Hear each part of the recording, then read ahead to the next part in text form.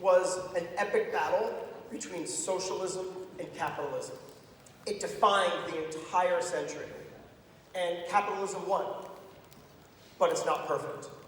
And the reason why it's not perfect is because we focus on shareholder value.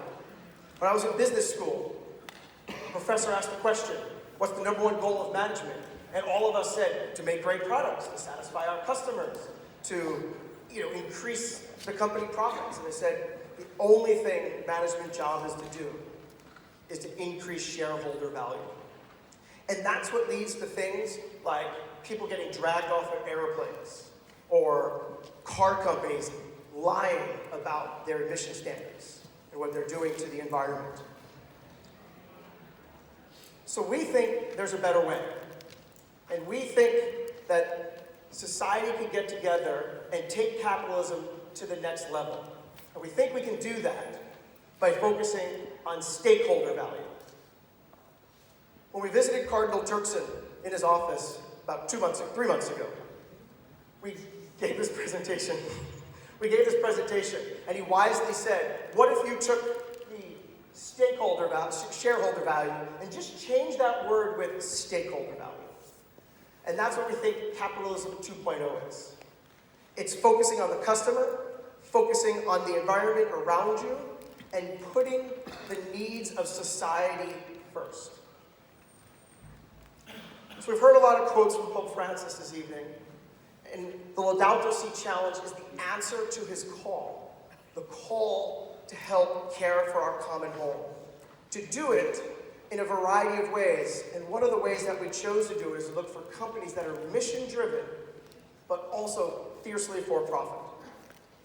And that is how the Laudato Si Challenge was born. And with that, we took the Laudato Si itself, and we created a bunch of categories. And we put startups into those categories and put out an application. The application was sent out all over the world, and we had applications from every continent except Antarctica. Maybe we did. Paul, do we have any from Antarctica? And we selected it down to the companies and made an equity investment into each company. And the equity investment was in exchange cash for some profit, but also the 9-week program right here in Rome. We spent a lot of time working and building the business models while at the same time broadening the mission. We sought a lot of guidance from Cardinal Turkson and his colleagues around that guidance. These are the categories that are for the Laudato Si. If you read Pope Francis's encyclical, this is the shortened, abridged version. These are the categories that we place the startups into, and when the startups apply, they had the ability to select one or more of the categories of the problem for humanity that they are solving. And before, I'm just going to do a very brief introduction to the startups themselves, and then we're going to get to the first company. But I'd like to just mention that in addition to the startups, in addition to the investors, in addition to Cardinal Turkson and the Dicastery, in addition to all the people that have been thanked today, I'd like to thank the staff of the Laudato Si Challenge and the mentors. Can all of you on the staff, from Darcy, who's not in the room, and everyone else, just stand up, and all the investors and mentors.